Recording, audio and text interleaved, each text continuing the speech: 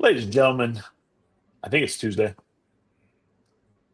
When you work 7 days a week this time of year, you just don't even know. You just get up and keep doing it. We're the Football Scoop staff. Great to see everybody. I think we were kind of off the pod for about a week. We had a lot going on, a lot of coaching changes. Something like 27 FBS jobs have opened already, many of them filled, a couple still to go. It's keeping us busy. I am your host, Scott Russell. I got Doug Samuels, Zach Barnett, John Bryce. You know us. This is what we do. Great to have everybody. Gentlemen, today, unscripted, I want to hear quick reactions to some of the big head coaching hires. Reactions, insight, anything you want to go. Feels like if we're doing this, we got to start with Lane Kiffin. LSU wins that Lane Kiffin sweepstakes. Floor's open, gentlemen. What do you think? I'll start. I'll start. Beauty before brains. The thought of the type of receivers that LSU consistently gets, the type of quarterbacks that LSU has been able to bring in, combined with Lane's offense, is scary. And I'm certainly not going to be surprised if we're looking up and LSU's won a national championship within the next 5 years. But Lane strikes me as a guy that wants to put his head down and coach ball and not deal with a whole lot of nonsense. And I think Ole Miss made it easy for him to do that. There's a lot of other stuff that comes with being the LSU head coach. How much of a patience is he going to have for that? And then also, Ole Miss overachieved based on preseason expectations this season. Ole Miss was also the biggest underachiever in college football last season. That team could have won a national championship with the talent they had on campus. They didn't even make the playoff. So Lane's capable of both. Will this? He said that he just assembled. I'm paraphrasing here, but in this day and age, you have to just assemble a team, and culture comes second. Will he can evolve in that regard at LSU? That's something I'm monitoring moving forward. I feel like we all had the wool pulled over our eyes with the ESPN special about how much Lane Kiffin has changed and how he's a new person. And I was drinking that Kool-Aid, and I think the departure, leaving Ole Miss for LSU, just shows us it's the same old Lane. He went from kind of a redemption story back to being the villain. And I mean, Zach talks about winning a title in the next 5 years. I mean, heck, if he doesn't win in the first 2 or 3, he probably gets run out of town. So I think in 5 years, 7 years, 10 years, looks back and Lane's like, man, that's another mistake that I made. I won't pretend to remotely have the pulse on Baton Rouge that Mayor Scott Russell has, but I will say I think that Lane Kiffin will be an exponentially better fit than Brian Kelly, while also saying I do think from talking to people down there that BK did some decent stuff culturally, that there's some things in the program that he brought down with him from Notre Dame that maybe have cleaned up just some of the standards in the program, some of the academic things, some of the ways that LSU football players are just expected to carry themselves. So I don't know what Lane will be like with that great of microscope yet again in his coaching career. And while you say that LSU won the Lane Kiffin lottery, I think it's a little bit like Wheel of Fortune. Like, yeah, you're getting that big gold prize, but it might be $100,000 or it might be a cruise to the Bahamas. And there's a big difference in those two. I agree. Lane's a heck of a football coach, and he's going to have a really good staff.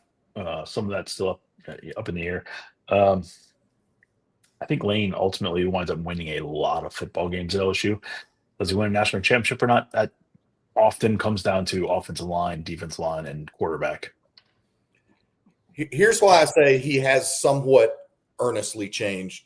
The old Lane of just a few years ago, the Lane that got kicked out of Alabama before the title game because he was too focused on FAU, he would have brought those coaches with him and never let them go back. At least Lane has come to some accord with Ole Miss, probably realizing that keeping them in Baton Rouge for absolutely no reason at all does nothing but further tarnish his legacy. So I do think that shows some enlightenment from Lane Kiffin. All right. We can talk about SEC changes a lot and Jon Sumrall, but let's talk Penn State real fast. Penn State's search was a debacle, but they wound up with a great outcome. And I think a lot of people early on would have said, really possible the search is going to be a mess, but they're probably going to wind up with a really good football coach. And they did. Matt Campbell's a great hire for those guys, in my opinion. He's going to bring a bunch of what he knows. Heacock's coming. They're going to augment that staff with some dudes. And the question is, can he get Penn State over the hump? Gentlemen, thoughts on that? I mean, he is a guy that did more with less. That's his MO.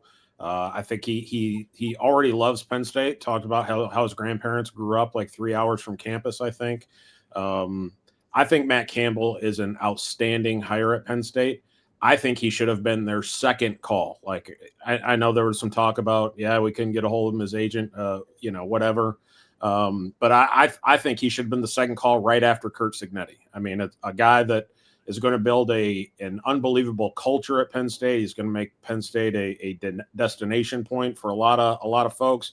The question is, can he get an offense rolling? Can he recruit the right playmakers at the receiver spot? Because that's really been Penn State's Achilles heel, is the quarterback spot and having explosive receivers. And he's proven that he can develop guys like a Brock Purdy into an NFL starter. So I'm excited to see what he can do at Penn State. Yeah, that's exactly where I was going to go, Doug, James Franklin failed to win big games, and he failed to develop quarterbacks that could go win big games. And on the hoof, you would not take Iowa State's quarterbacks over Penn State's quarterbacks. Penn State settled or centered on guys that looked like future first-round picks that looked like Drake May clones but didn't play like Drake May. And 7 of the last 8 seasons at Iowa State, their quarterback has been Brock Purdy or Rocco Becht. And, I mean, where would Penn State be? James Franklin would still be Penn State's head coach if you just switched quarterbacks. So, I think it's hard to see this one not ending up really well. A pox upon you, Barnett, for stealing my talking points. You have neither beauty nor brains, but I was getting ready to say exactly. Imagine any James Franklin team with as plucky a quarterback as Brock Purdy at any point in time. And Drew Aller tried, but he processed slow. He didn't always shine in the big moments. And so, initially I thought, especially as this search dragged more than 50 days, I thought there's no way at this point they've been, rejected by everybody on The Bachelor. I thought there was no way that they would make a good hire. And much like Fran Brown's introductory press conference a couple of years ago at Syracuse, I absolutely loved Matt Campbell's introductory press conference yesterday. I thought it was incredibly powerful and incredibly authentic. And there's not a lot of authenticity in this sport these days. All right, let's talk about a guy who I think has shown so well the past couple of weeks. It's Jon Sumrall. Florida pivoted pretty quickly. Florida had some conversation with Lane, and then it's kind of clear they weren't going to be the suitor, and they're just like, hey, we're hiring Jon Sumrall. We're pretty happy. And Sumrall has handled the Tulane being in the playoff, conference championship game, playoff, all that so well. The city of New Orleans loves the guy. I believe, hiring Buster Faulkner and Brad White. I mean, the guy got his 2 first choices for his coordinators. Feels like Sumrall has an opportunity to do something great. And I'll throw the thing in there that Auburn should have hired him and had the chance to. And Florida stepped in and got their guy. Yeah, I feel like a lot of times we can devolve into NFL draft coverage where it's like the panelists are gushing after every pick, and it's like, yeah, guys, that could work out, but we all know half of these moves or more will not work out. So I try to play a little bit as a devil's advocate, but I don't have a devil's advocate card to play here. Like I think there's a really good chance we look back at this and it's the best hire of the cycle. I mean, especially Buster Faulkner, bringing him in. He was our Football Scoop Offensive Coordinator of the Year. I mean, you can't not love what he's done offensively. And it's more than just this season. He's as good as anyone at fitting his offense to his talent. So it's not enough for these schools to just go out and hire a head coach. You have to then go past someone and take someone else's seat at the table to get to where you want to go. And if I'm looking at one school that's really positioned themselves to say, hey, pick your SEC program that's competing for championships. You're out, we're in. It's Jon Sumrall in Florida. Like I struggle to see how this does not work out. I think it's an incredibly strong hire for Florida. I also think Sumrall stopped just short of going full Kurt Cignetti by saying, I'm a winner. I liked that. I liked his passion. I've already talked to people in Gainesville who have said that he's texted them at 2 o'clock in the morning, 4 o'clock in the morning, all throughout the day. They don't understand. He's apparently found 28 or 30 hours in the day that none of the rest of us has or wants, by the way. I don't want that. The other thing I think is that, and this is not a knock on his staff at Tulane because he had a hell of a coaching staff at Tulane, but I think he's learned a lesson from Billy Napier about not going into that situation too comfortably. And that's why he's hired a Buster Faulkner. That's why he's hiring directly from outside of his tree. That's not why he's just bringing everything part and parcel over from Tulane. And again, those are great Tulane coaches, and he's going to bring some very key guys with him and already is in the process of doing that. But I like his approach, and I think that Scott Strickland and Florida allowed themselves to be backed into a corner where anybody but Lane Kiffin was going to be viewed as an abject failure. Sumrall had the testicular fortitude to step in the trench and say, I'm the guy. I think that's a great point, John. I think a lot of times these guys that move up from the Group 5 to the Power 4, they bring their whole staffs with them, and you understand why they're the guys that put you in that position to go change your life with that job. But a lot of times, most often, the guys that got you to the job are not the guys that are going to keep you in the job, and so it's not easy to go do that. And credit Sumrall for having the fortitude to make those tough decisions. Authenticity always wins out, and I loved the college football playoff, and credit to Florida for allowing Sumrall to stay with Tulane through their run.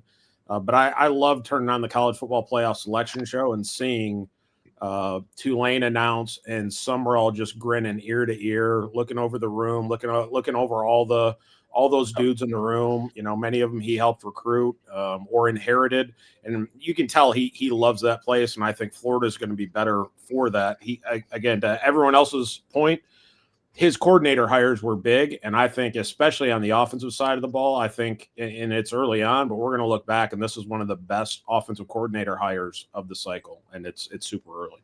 Oh, yeah. Everybody's familiar with what Buster Faulkner has done with Haynes King. Haynes is a unique talent, but Buster has tailored his offense to what Haynes does well, and Haynes does a lot of things well, especially quarterback up the middle. But Buster's kind of a throw it around the yard type guy. He ain't afraid to challenge. Steve Spurrier's gonna be pretty happy with Buster Faulkner. Let's leave it at that. All right, so Jon Sumrall was tailor-made to be the Auburn head football coach, and Auburn did not get that deal done. But they got Alex Golesh. Alex Golesh is a dude. He's a hardworking human. He has figured it out and did great at South Florida. South Florida, nobody wanted a piece of South Florida early before a couple of injuries got to him. They got Alabama, scared Alabama. Alex Golesh at Auburn, I think, is a very good hire. I think they're going to put in the work. I think DJ Durkin won that team over, and they were thrilled to be able to retain DJ.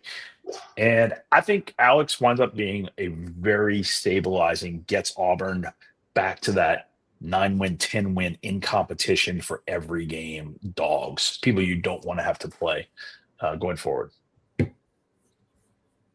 Yeah, I mean, I think if you're Auburn, you don't need to make wholesale changes. Like if this team was coached differently from January through September, then they're not 5-7.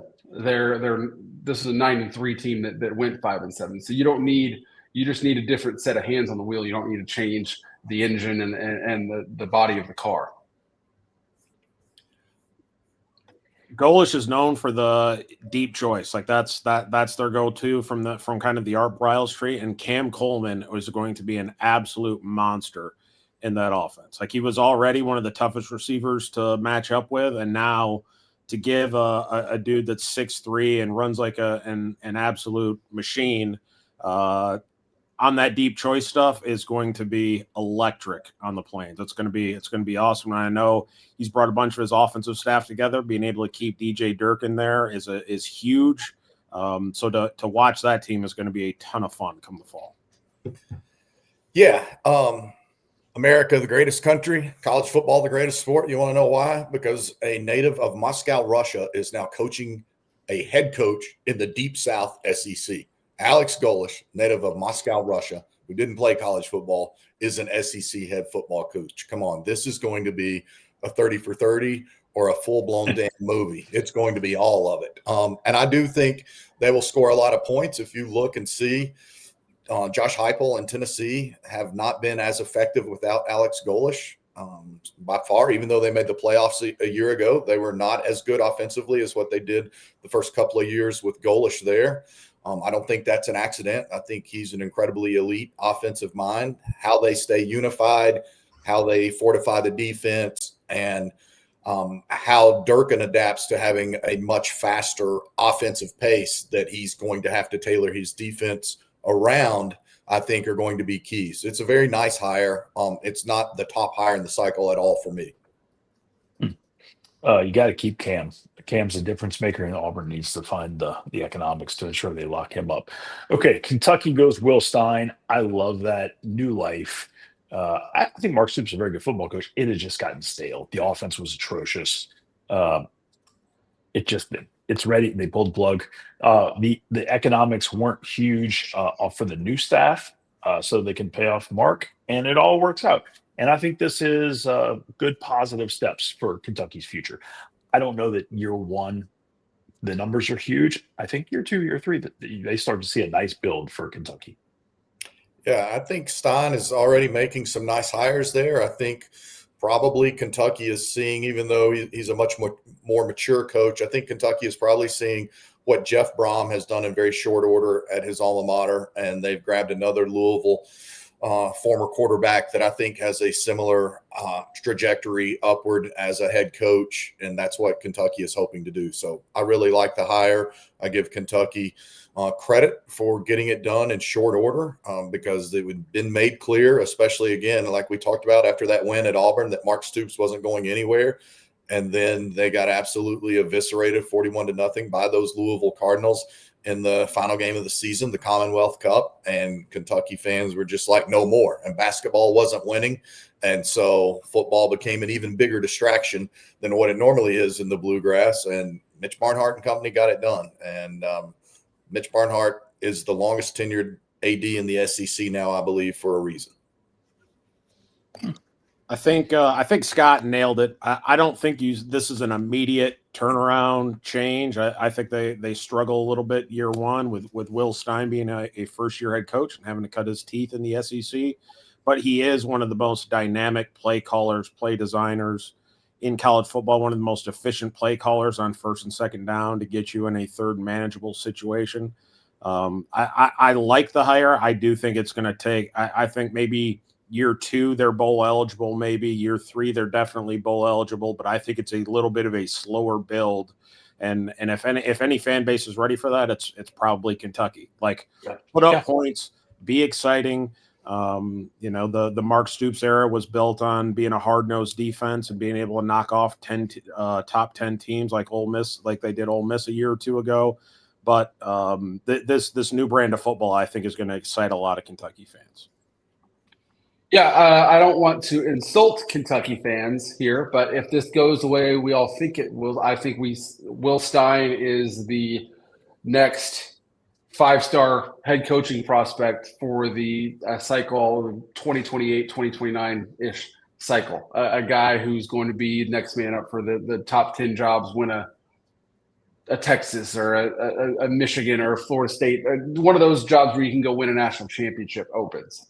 That's if everything's on schedule, that's where I think Will Stein and Kentucky goes. So, if you're an SEC program, you don't want to be labeled a stepping stone job, and then there's positives to having a Mark Stoops there that's content to be there for a decade, but there's also positives in the growth that will come if Will Stein succeeds, as we all think he will. All right, staying in the SEC, I think Arkansas, Ryan Silverfield he's a good football coach. I think this one doesn't get the fans super excited and has me a little. This is like all right, we got a good football coach. We play in a really good league. Are we upgrading here? I don't know. Yeah, I mean, Memphis was one of the top spenders in the American and never made the conference championship game. Did a lot of winning, but never seriously contended for a conference championship under Ryan Silverfield. Arkansas is a program that's trying to win a national championship in baseball, trying to win a national championship in basketball, and has a football program that hasn't had a winning record in the SEC since 2015 and has had 3 0-8 seasons since then. And including most recently this past one, and now asked to have a 9th SEC game added to its plate moving forward. Yeah, I'm very intrigued by this hire. I've spent some time with Ryan Silverfield. We've written at length about him on Scoop, done some podcasts with him. I love his journey. I believe, if I'm not mistaken, he was the youngest ever high school head coach in the state of Georgia at the age of 23. That's crazy town. But it's not just up to Silverfield and who he hires, and he's much like Sumrall, not just taking everything lock, stock, and barrel from Memphis. He's recognizing, again, that he had great people who helped him find success and have the potential to land the Arkansas job after they couldn't close with Alex Golesh, that he's got to continue to challenge himself and find more people from around the country that can help bring Arkansas back up. All of that will not matter if the Arkansas administration, starting with Hunter Yurachek, doesn't commit more resources to Arkansas football, doesn't help fundraise more money for Arkansas football, doesn't stop taking money away from Arkansas football to give to Arkansas baseball, as we reported a couple of weeks ago. All of those things have to happen. Talk about alignment. It's needed at Arkansas more than anywhere else in the SEC right now. Auburn wants to win. You never question that. Right now, it does not, or has not, from the outside looking in and talking to people all over that building, felt like Arkansas is truly invested in winning in football. This is the one that I'm probably least excited about in the SEC. I wasn't a Ryan Silverfield pound the table guy when he was elevated at Memphis. I think it's a lot easier to keep the ball rolling when you've got, guys like Justin Fuente and Mike Norvell that did a really nice job at Memphis, and you can kind of continue that. At Arkansas, you're coming in and rebuilding from the ground up. And in a lot of ways, there's a lot more similarities between Ryan Silverfield and Sam Pittman. You've got 2 likable former O-line coaches that, that there's just a lot more similarities than there are differences there to move the needle. So it's not a hire that's going to excite the fan base. And it's also not a hire that I think is going to drum up the big donors that Arkansas needs. They're going to need results on the field in order to get that to flip. But I do think he's made some good offensive and defensive coordinator hires. I don't think this is going to be go down as one of the better hires of the cycle. It seems like it's when Arkansas was rolling offensively, Kendall Briles was there, and they did some of the deep choice, wide split stuff. I think that the hire of Alex Golesh would have really gone really well there, a return to that. And for them to kind of have to pivot to Ryan Silverfield, I don't think is going to excite a ton of Arkansas fans. All right, let's close out the SEC. Lane goes to LSU. Ole Miss says Pete's our guy. Y'all know, I think Pete Golding's a great football coach, fun guy, great guy, competitive dude. I like the move. I'm here for feedback. So John Bryce broke the news this morning for the world. John David Baker, new offensive coordinator, learned in the Lane system. Give me some feedback, JB. What do you think on this hire? I like it because we know, talk about authenticity and selflessness. That's been what Pete Golding has displayed in the days since he was elevated into the head coaching role, even delaying his introductory press conference, as he said, to just continue focus on doing everything he could to help prepare this team for literally the biggest game and potentially the biggest set of games ever in Ole Miss football history.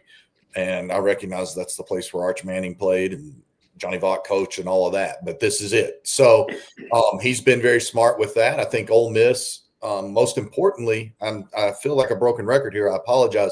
The alignment, and you know it better than me, Scott, because you're Pulse in Oxford, but the alignment was there. Like, it was instant. As soon as Lane officially was gone, the money people said, we're keeping Pete. We're keeping the band together. We recognize we have a good thing. And that's why they went out and got John David Baker. He'd been at USC. Then he had been at Ole Miss, under Weiss and under Lane and been co-OC. Now he's learned how to call plays completely on his own for 2 seasons at East Carolina in difficult circumstances, especially that first year with the head coach getting fired midway through Baker's first year ever as a full-time offensive play caller. Yet they still finished strong, went to a bowl game, had another great season this year. Considering the resources they have to work with, they're going to play Pitt in a bowl game. So I like this hire a lot. Pete is unproven as a head coach. You're taking a risk there, but you're taking, I think, a calculated risk because the investment is already there. You don't have to, much like Doug just made a hell of a great point about Arkansas. People are going to want to see results first before truly investing into that football program. People believe they've already seen results through Pete Golding, and I think that makes a tremendous difference. Pete, he did all that time with Saban, and then comes over to Ole Miss and has found home. His wife's from there. He played at Delta State right there. He's happy as can be. This is all he wants to do is just coach ball and be a dude at Ole Miss. He's thrilled and he's fully invested. Yeah, I'm not supposed to like this as a reporter, but I absolutely loved when Pete Golding came out and said that he was going to cancel his introductory press conference. It was like there's been enough attention laid to one person in at the Ole Miss football program in the past month. So let's not talk about me. Let's talk about these players. They're the ones who got us here to this moment. So let's celebrate them. And but what is that an easy win? Sure. And is it going to mean anything if the Tulane game is tied at halftime? Absolutely not. But I still think it shows a lot of emotional intelligence and for Pete to take that easy win. And being able to out-scheme people defensively is not really going to scale to being the Ole Miss head coach, but being able to lead people and read the room and emotional intelligence, that's going to scale. So I thought it was a great move. I agree. I loved Pete Golding, I think, was saying on one of the college football playoff calls, like, listen, I don't do yoga. I just coach football. Like, I feel like that's what Ole Miss needs right now. Like that type of authenticity, that type of like no BS, don't look at me. In a lot of ways, the opposite of Lane Kiffin. And I think Pete Golding is going to be an absolute breath of fresh air there. Yeah, there are times, and I think Pete will see this and he'll learn this real quickly. So he's going to get through the playoffs and he is fully focused on coaching football. Once the playoffs end, hopefully for the national championship, right, he can take a little time and say, all right, I'm a head coach now. I did this with Saban, did this with Lane. I saw what they did. There are things a head coach does that are very different than just coaching football, so to speak. And so he'll get there. I like the move. All right. So Ole Miss promotes Tulane. Sumrall leaves Tulane after a search. They promote Will Hall. Will Hall had been there with Willie Fritz as the offensive coordinator for a couple of seasons, and then Sumrall brought him back in. The players love him. The coaching staff loves him. It was a known commodity. Yeah, he was really good in the D2 world as a head coach. His run at Southern Miss, if you talk to him, and JB, I know you did some great reporting with him over the past year or so, he didn't have the resources at Southern Miss. And he's like, hey, Tulane's like, yo, we got the resources. We are filling this place. We got more people saying we want to be part of Tulane athletics, Tulane football. You've never seen a revival like what's happened in uptown New Orleans. It's been a long time since people wanted to go to a Tulane football game. So they're like, hey, it ain't broken. Let's keep rocking. Yeah. Yeah. I was just going to say, and if Conference USA has, or the Sun Belt, some parts of it, those teams of that ilk, from where Southern Miss was in the 90s, the early 2000s, the 2010s, if some of those leagues have now become like shopping at Five Below, Southern Miss has been doing so on a Dollar General budget. Like it's been really, really, really badly behind, and they've been really hamstrung there. And don't forget that COVID coincided with Will being at Southern Miss as well. He does still have that 7-6 record at Southern Miss, and the program, I think Southern Miss's only bowl win thus far this decade. They've got a chance to change that thanks to the great first-year work of the now departed Charles Huff. But he feels like he's learned a ton. It's very similar to another hire we're going to talk about. Billy Napier has made it clear to him failing has helped him learn so much that he is adamant he is going to be a hell of a lot better coach. And then speaking directly with Will Hall, both this summer and in recent weeks. I know that he certainly feels that way. And again, you referenced it, known commodity in the community. He will work that community. He will try. The Tulane has devoted increased resources to that football program. Will Hall will try to get it to be even more increased resources for that program. And he knows what works. He's seen it under 2 different head coaches there. Yeah, I think the development guys from Tulane are all about this. They love this hire. The development team's like, we can fundraise based on Will. All right, go for it. All right, let's talk Napier real fast. Napier gets James Madison after Chesney goes to UCLA. JB, give me some thoughts real fast on JMU hire. Again, he's thinking a bit outside of the box. He's trying to go hire Cam Aiken. Still the most fascinating story I think I've ever heard of, that ETSU was not only going to allow it, but was excited, thought it was great for their program that Cam Aiken was going to go and be a consultant for Ole Miss, his former employer, for the duration of Ole Miss's playoff run. He was not leaving employment at ETSU. He was staying ETSU's offensive coordinator while going and being a special senior super secret offensive consultant for Ole Miss. Both schools cleared it with NCAA compliance. It was all set to go. Billy Napier called and said, hang on, dog, I might have a job for you. So we'll see if that gets done. I think it's going to happen. You guys know, because I've been saying it on this podcast for 2 to 3 years, I'm an ardent believer that James Madison has every opportunity in the world to be the East Coast version of Boise State, and what Boise State has been this entire century. They're motivated by that, especially now having seen success from Cignetti and from Chesney, and they were going to up Chesney's salary to get him to stay. Had that been an option, a feasible option, they're very well aware of their pecking order. The fan support there is tremendous. They're motivated to fundraise more. I think Napier's got a great chance. Yeah, it's interesting to me that James Madison had a replicable formula that worked for them in picking the up-and-coming East Coast FCS head coach. And then they went away from that with Billy Napier. So I'm not going to sit here and say whether it was the right or wrong move. None of us know. But if this move ends up failing, it'll be pretty easy to second-guess that one. I will say, I think to Napier's credit, number one, I think it has the potential to be a really awesome redemption story right along the likes of Will Hall. But I think when you talk about the resources that JMU has, it has arguably the most beautiful campus in America, just a great football area in Virginia. I almost wonder if they broke the mold in bringing Billy Napier there, because Billy Napier, after his experience at Florida, just doesn't have a taste for, Power 4 football. Like, this is a place you can go, you can be really happy, you can continue to raise your family, you can win a bunch of football games, you can, maybe have a statue built of you at the end of the day after having a couple guys leave for Power 4 opportunities. He doesn't need a Power 4 opportunity anymore. He's got that taste in his mouth from Florida, and I don't. It's obviously not a great taste in his mouth. I could see Billy Napier spending a long time there and winning a bunch of football games. Doug, I would like to borrow some of your spy equipment, because I'm told almost verbatim those are the conversations that Billy Napier's had with people in recent weeks. Like, he really realizes that G5 is where it's supposed to be, that there's a lot to personal happiness, that there's a lot to work-life balance. There's also, again, a lot to learning from your mistakes, and sometimes the mistake is saying yes. Amen. Good stuff, Gus. I really had no idea that the campus was that beautiful. I need to get up there and see it. It's awesome.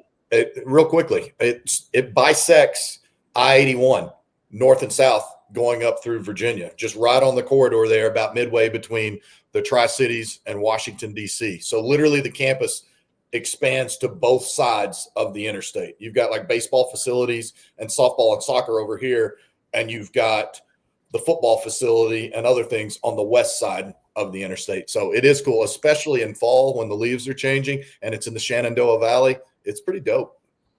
Sweet. One of those hires that the guy's a great football coach. So Bob Chesney, right? Going East Coast to West Coast, going to UCLA. To me, Bob's a great football coach. There's some risk in this hire. The ability to recruit. I don't know if y'all know, the old head coach told us this is in Los Angeles. Wow. The ability to recruit there, I realize recruiting has changed with the money involved and the money being above board. So we'll see. The guy can coach, so I'm not knocking that in any way. I just need to see him be able to get all the dudes that you need to compete in the Big Ten, going back up to the Midwest. So we'll see. It's going to be interesting. I mean, go ahead, Doug. I really think it'll be interesting to see what his staff looks like coming from all the way on the other coast. You need some guys that are tied into California and the junior colleges and the Arizona junior college system and be able to run LA and California and the Pacific Northwest. So his staff is going to be critical to his success. It's not a, hey, bring your whole staff from JMU over type situation. He's going to have to retool and refocus, I think, a little bit in order to have some success there. And I don't know if he's the type of, he seems pretty humble.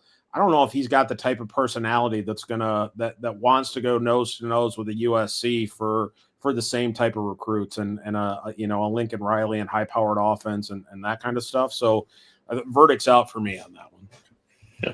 I like the hire because here's what matters. It's a difficult job, and you wonder who can do it. Well, Bob Chesney believes he can do it, and that's a heck of a good place to start. I think he's very well aware of how challenging it's going to be. I think that he has the charisma and the self-belief and swagger that he will go in there and get it done. He's not, in my opinion, going to be afraid to pick a verbal fight with Lincoln Riley and USC, even though he's at UCLA, which is obviously California and Los Alamitos, but he's going to punch above his weight because that's all he knows how to do. So I'm very intrigued by the staff that he puts together. I also hope that UCLA people that told him during the process, no, we're committed. We're upping NIL. We're changing revenue share. We're going to give you more resources than the recent guys have had. We're committed to all that. If they keep their word, I think his juice will resonate in Hollywood, and I think that he will have UCLA much more competitive and with the chance for some big upsets. And they might only be a 7-5 team or something in a couple of years, but they're going to put some scares into people. Yeah, the parallels I see most clearly from my chair is Brian Harsin to Auburn. It's a successful G5 head coach at a great perch that you can win 10 games a year for the next 20 years, up and leaving, going cross country. Not to say that it's going to end that way, but that's the track I see it on. And to John's point, you have to make UCLA football matter to people within the university and outside the university. It's very easy to pretend that UCLA football just doesn't even exist. So I have to think Chesney believes he can make UCLA football matter. And if it does, then yeah, you're not going to go win the Big Ten every single year, but you can be competitive. Very good stuff.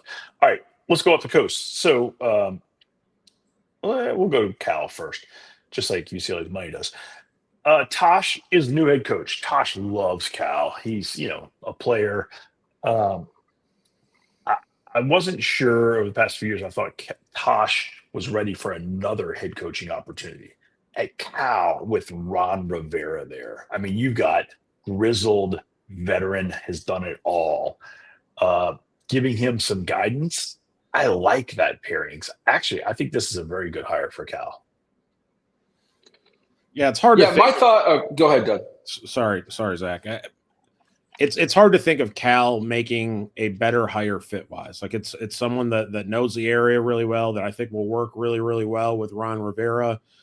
You're going to need to be tough defensively to have any type of success there. So for a lot of reasons, I like it. And to be honest, if I'm Tosh, there's very few opportunities that you leave Oregon that has all the resources in the world for. And when your alma mater calls, like you've got to pick up that call and listen to what they have to say. So Tosh probably knows a lot of stuff there that obviously we don't know. So I think ultimately it's a good hire. Again, I think it's one of those jobs that's going to take 2 or 3 years before they turn the corner. I don't think it's an immediate plug and fix type situation. No, but I think it was important that Cal telegraphed even before dismissing Justin Wilcox that it had secured the recommitment that Zach so eloquently wrote about of Sagapoletele as their quarterback of the future. And so because of that, I think that you could get Tosh Lupoi, a guy who, is my understanding, was approached by multiple SEC schools about returning to that conference as a defensive coordinator before he got the inside track to the Cal job. So I think because he knew he had that quarterback to build around, because he has dominated recruiting on that side of the country like nobody I can remember in the last 10 to 15 years, I think all of those things, if Cal, again, it boils down to how much the university cares and how much they say they care and then show they care with actual investments. Yeah, my thought is not Cal related, but one of the overarching storylines we're seeing in this cycle is guys that are staying with their current teams through playoff runs. And obviously Chesney and Sumrall are doing that, but more than likely they're going to be done within 2 weeks. At Oregon, you have both coordinators taking first-time head coaching jobs. At Ohio State, you got that as well. And all those programs are planning on continuing to play football more than a month from now. And I think it's easy to say, yeah, I'm going to do both, and I'm not a whole lot of sleep. I think it's going to be hard for each of those three guys to pull that off in practice, particularly once you get to the semifinal rounds and potentially the championship game, and you've got the portal open at your school, and you're going to have to make overarching major decisions without a whole lot of time to sit there and think about it. And Dan Lanning did it at Oregon, but that was a different time, and you played TCU in the national championship game, and frankly, you could have not game planned at all at Georgia, and they would have won that game. So when it's January 7th and you've got a court, I mean, Cal is going to expect to have Tosh Lupoi's presence, whether physically or electronically. Same for Kentucky, same for South Florida. You're going to have to make decisions one way or the other, and you're also going to be loyal to both places. So how they manage that, if I'm the head coaches at Ohio State and Oregon, I need to have a good plan in place. Like, hey, we're going to have these coordinators, but we need to put their duties onto other people because they're going to have split loyalty, and there's no way around it. Tosh, getting there, taking all the pictures, signing, all those things, and buying a commercial plane ticket to Hawaii to go see the quarterback. Strong move. Maybe crazy, but strong move. Reminds me of Ed Ogeron. I think it's awesome. All right, gentlemen, we got 10 minutes left, and we got to jump off this thing. We move up Stanford, or over to Stanford, kind of down to Stanford, kind of honestly. Tavita, this was Andrew Luck's guy, right? When Andrew got to Stanford, Tavita was there, stayed with him, with him in the NFL.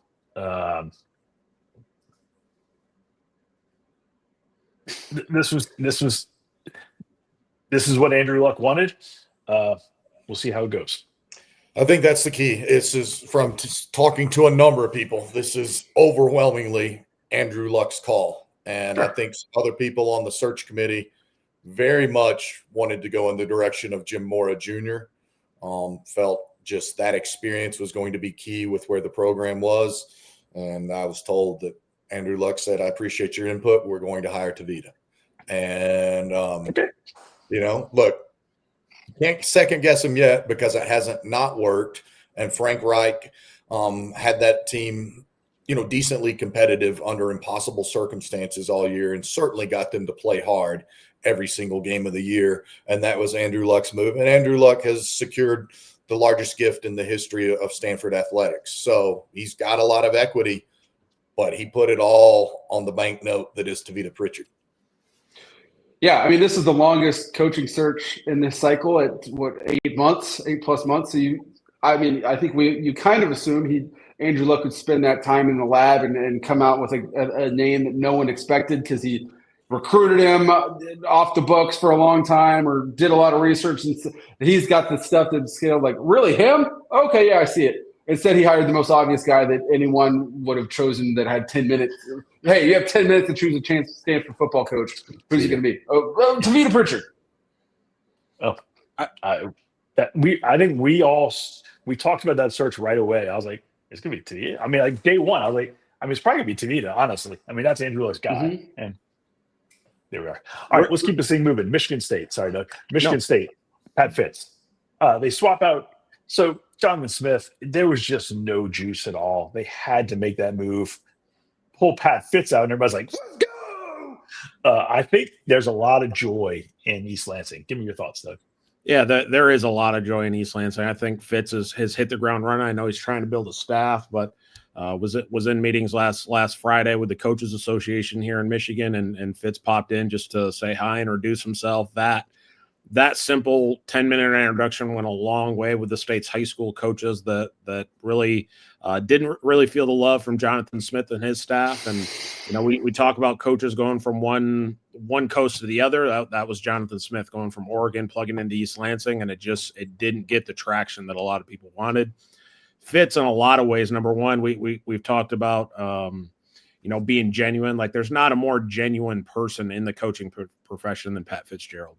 And I think in this profession, a lot of times you can talk to guys on the recruiting trail. They're one guy, but when you go have a beer with them at the bar, they're a completely different guy. And, that hat comes off and you see a different dude. Pat Fitz is the same dude in the office that he is having a beer with you at night. And I think that is really appreciated in East Lansing. That's who Mark D'Antonio was. He was the same dude wherever he went, whatever situation he was in. He was authentic. He was himself. That's what Michigan State is getting with Pat Fitzgerald. Also a guy that, spent 17 years at Northwestern. So he knows the lay of the land. He knows the Big Ten really, really well. I think this is a great hire for Michigan State. I think it's the best you could expect at this point in the coaching cycle. I think it is an absolute home run hire for the Spartans. I agree with you. He needs to get his staff right to have some juice. His staff was a little old at Northwestern, a little inexperienced actually. They had some old and some young. He needs to get the staff just right. All right, guys, I got to keep us moving. K-State flips from Kleinman to Colin Klein. Feels awesome. Chris was great. Chris is a great human, great ball coach. It had just run its time, and he decided, hey, it's time for me to step out. I'm going to check out a little bit. Colin is in. Let's go, right? Yeah, it's an intriguing hire for sure. You certainly know that it's curated to be the perfect storybook homecoming, first ever head coaching job for Optimus Klein and his chance to return home and take K-State to that next level. He knows what K-State was when he was there. He's also coming from Texas A&M, which has always been willing to write any check, no matter the cost, and no matter whether it meant a single win or not. Just ask Jimbo Fisher and $76 million. So he's going from one extreme to not quite the complete opposite extreme, but to use another shopping analogy, he's going from Saks Fifth Avenue to Dillard's. So there's some adjustments there. Yeah, we all hope when you go coach your alma mater that it works out, and then you leave there as an old man one step below God. But quite often it doesn't work out that way, and suddenly your home you're not welcome there, and your persona, they want nothing to do with you. See Scott Frost, Nebraska, and Frost brought that on himself with a lot of the choices he made in Nebraska that I don't think Colin Klein will make. But for Klein's sake, I hope it works out. All right, a little bit shorter. We all have talked about James Franklin a bunch. Virginia Tech hires James Franklin. Feels like a very good fit. Love him hanging on to Brent Pry, bringing Brent Pry back in. The humility associated there. His staff's going to look a lot like his Penn State staff, with out Knowles, bring Pry back in, Ty Howe leading the offense. I suspect several more Penn State guys, once they get noticed that they're out at Penn State, will come to Virginia Tech. Quick thoughts. I'd love to be in that first meeting when Brent Pry comes back. I'm like, hey, guys, what'd I miss? He's not going to be like that. He's like, hey, guys, I'm here to work. He's going to – Bud Foster lore is coming there, hopefully. All right, moving right along. Oklahoma State hired – we got to be quick. Oklahoma State hires Eric Morris. He's bringing his whole squad to town. We love the hire. Yes. Yes, very good, especially because, as we've talked for weeks, when you say bringing the whole squad, that's Drew Mestamaker and any number of other players. They've got a baller, little wide receiver that I think has a chance to join that crew as well. They'll hit the ground running. The Big 12 is really still pretty wide open. There's going to be considerable personnel turnover at Arizona State, so I like the hire a lot. Yeah, I mean, they're the first back-to-back winless team in the Big 12 since the Kansas is at its bottom. So I'm not going to predict any championships, but 6 wins I don't think is off the table very, very soon in Stillwater. Gentlemen, quick thoughts. Huff at Memphis. Yeah. I mean, he did it at Marshall. He came down, brought some dudes. Defensive staff played out of their mind or coached out of their minds. They're bringing him back up to Memphis. Feels like a good hire to me. Yeah, 3 jobs in 3 years for Huff, but I think it'll work out. Yeah, I really enjoyed his AFCA talk last year. I think Huff's a great hire there. All right, Jim Moore at Colorado State. I like that hire very much. I like it a lot. I think it's and Colorado State. I don't give them enough credit. Great facilities, great fan support. Fort Collins is a freaking killer town. And Jim Mora has a new leash on life. He'll probably start proving Stanford and some other people wrong. Heartline, USF. Love it. Is he going to call plays there? Do we know? He said he's not so sure. It depends on his staff. I suspect Brian is going to need some help from his agent to pull together the staff. I'm not sure Brian knows all the guys that he's ready to hire yet. So it'll be interesting to see how his staff comes together. I would advise him to not call plays and be a full-time head coach and not a part-time play caller. But on the surface, I love this hire. I suspect that's what he's going to wind up doing. Yeah, just recruit full-time, Brian Hartline. Just recruit full-time. You'll be fine. Jimmy Rogers, in one phone call, becomes Iowa State's head coach. Yeah, I was texting with a coach that was planning on being a candidate and mentioned some other guys. And I was like, dang, this is a good list. And next thing you know, Jimmy Rogers is the head coach. So I'll forget that search. All right, Neil Brown's in North Texas. Thoughts? I like it. I think that Neil used this year off wisely. I think from talking to people, much like Billy Napier, he feels really reinvigorated by what he's learned and what didn't go well. And I think he's expanded kind of his offensive horizons. And I think that this is a great opportunity for him to hit the ground running and to keep North Texas rolling. Zach has a much better pulse really than anyone on that program. So I'll defer to him. Yeah, I think high floor, lower ceiling than what you had under Eric Morris. You got to get better on the lines because you got bullied by South Florida and Tulane. Gentlemen, there are more hires. We just can't get to them right this minute. We got to go beat Football Scoop. Appreciate everybody listening. We'll be back hopefully in a couple of days. See you soon.